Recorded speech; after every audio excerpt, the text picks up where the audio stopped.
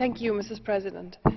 While Russia and the European Union enjoy a very intertwined and intense relationship, and today we're not only neighbors, but fortunately we're friends.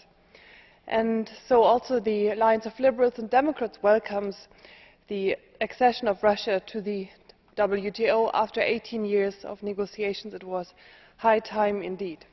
And I think it's good news for Russia, but it's also good news for the European Union, because what does it mean? It means that we can hope for a relationship based on clear rules and clear applicability. And if we look into what happened to China after it joined the WTO, we can see that the growth and the success story of China really began with that date a few years ago.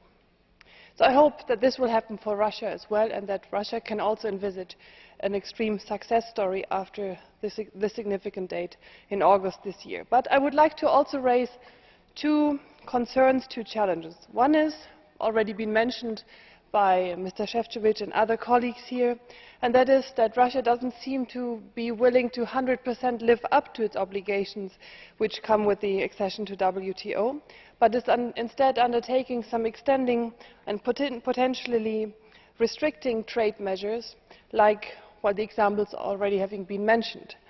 And the other thing is that we have to look at, this is the second point I want to make, at the business environment in Russia.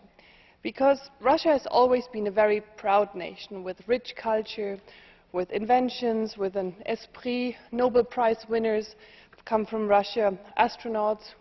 We have all known about these important landmarks in Russian history. But why is it that today, apart from maybe vodka, caviar and Gazprom, we don't really know of any Russian brands?